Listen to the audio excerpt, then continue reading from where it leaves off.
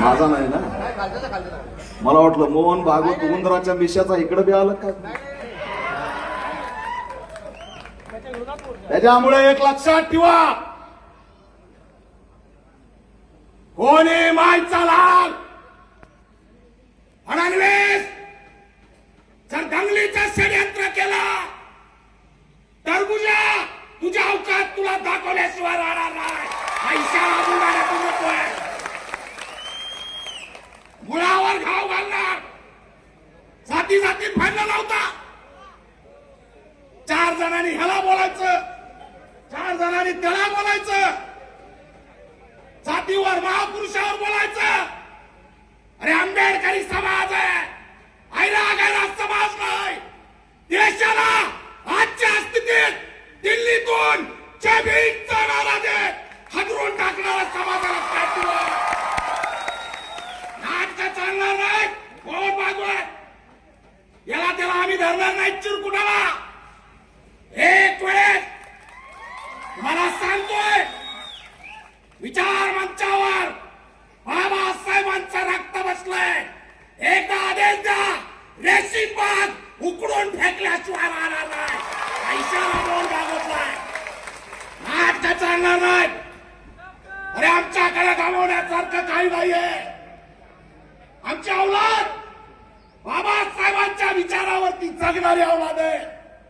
आमच्याकडे काय गमावण्यासारखं. खंडोरे साहेब, आज जर आजपर्यंत सामाजिक न्याय मंत्री राहिले असते तर तुम्हा सगळ्याला जमीन दिली असती, तुम्ही भूमिहीन राहिले असते. लढणारे माणसं यांना चालत नाहीत. किती भूमीने जर हातवर करा. बघा चित्र साहेब, चित्र बघा, व्हिडिओवाले टिपा. अरे या आमच्या समाजाला जमीन नाहीये. दादासाहेब सबलीकरण योजना 2.5 लाख लोक गायरान जमिनीपासून वंचित आहे. 5 लाख महावतन जमीन आम्हाला मिळालेली नाही. आणि आज या महाराष्ट्रात जिथं अन्याय होतो तिथं मी धावून जातो. या इथं समोर माझी आई बसलेली आहे. उषाताई त्यांना उभा राहून मध्ये या म्हणतोय. अरे 2 हात मोडलेत त्या माऊलीचे.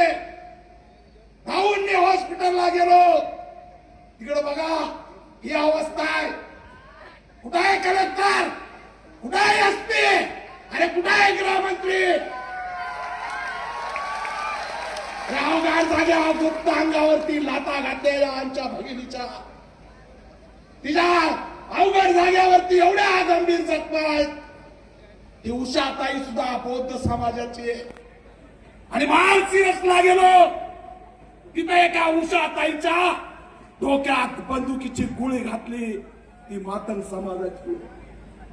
अरे दोन्ही काढल्या उषाताई. अनुसूचित जाती जमातीचं अस्तित्व धोक्यात आणलंय. अरे आमचा प्रश्न काय आणि तुम्ही आमच्या पुढे वाढून काय ठेवलंय. मोहन भागवत वाटतं का आरक्षण देईल म्हणून. मोहन भागवत वाटतं का आरक्षण देईल. मी तुम्हाला विचारतोय, जोरात सांगा. फडणवीस वाटतं का आरक्षण देईल. कुणाच्या बापाचं घेऊन खात नाही. मला कळत नाही एकनाथ शिंदेला वाचा येतं का नाही. बदर समितीचा अहवाल घेतलाय. सुनेत्राताई पवार यांनी बदर समितीचा अहवाल घेतलाय. यांना वाचता येतं का नाही. हा अहवाल अंधारात का उजेडात का आणला जात नाही. आमचे बांधव जे आंदोलन करतात त्यांना सुद्धा आव्हान करतो की बदर समितीचा अहवाल तुम्हाला भेटला तर आम्हाला द्या. अरे त्याच्यावर चर्चा नाही. त्याच्यात काय लिहिलंय हे माहित नाही. आणि तुम्ही ते आरक्षण संपवायला गेलात. लक्षात ठेवा, जोपर्यंत बाबासाहेबांचा निळा झेंडा आहे तोपर्यंत या देशातून आरक्षण संपू शकत नाही. लक्षात ठेवा.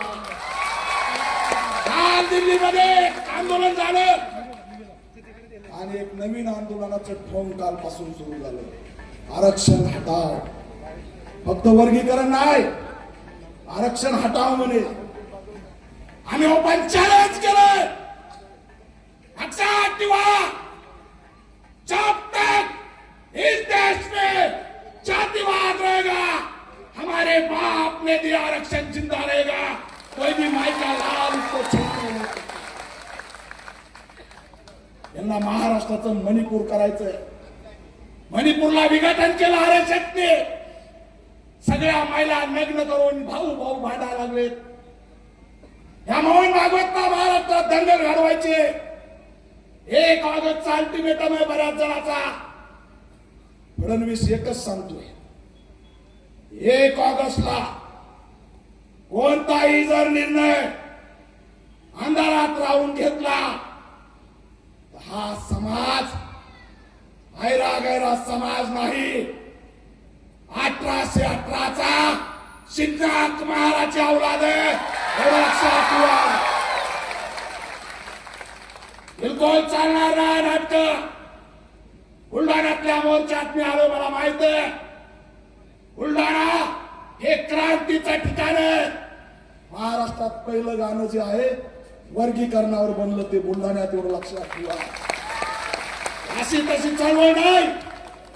आणि मग बांधवांनो, या उषाताई सारख्या अनेक हातकाले लायली बहिणीला 10,000 कोटी निधी वळवला. आमचा स्वातंत्र्य बजेटचा कायदा कुठे? अनेक प्रश्नावरती आमचा संघर्ष चालू आहे. पण आम्हाला विघटित करून टाकण्याचा डाव या ठिकाणी रचलेला आहे. म्हणून जाता जाता अनेक जणांना बोलायचं, बऱ्याच जणांना बाहेर सुद्धा जायचं. एकाच सांगतोय, तुम्ही लढायला तयार आहेत का? जोरात बोला. म्हणून तुमच्या साक्षीने आरएसएसच्या मोहन भागवतला इशारा देतोय, जय भीम वाल्याच्या नादी लागायचं नाही.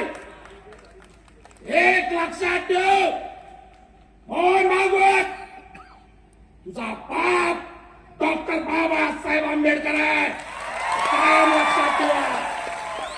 म्हणून या लढ्यात ताकदीने या जातीच्या विरोधात बोलू नका, महापुरुषाच्या विरोधात बोलू नका. त्यांना दंगल घडवायचे, आपल्याला दंगल घडवायची नाही.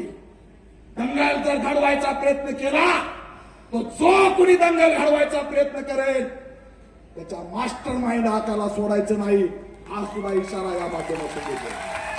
म्हणून भावांनो, जाग्यावरच बसून ताकदीने हात वर करा आणि जोरात घोषणा द्या, जय भीम.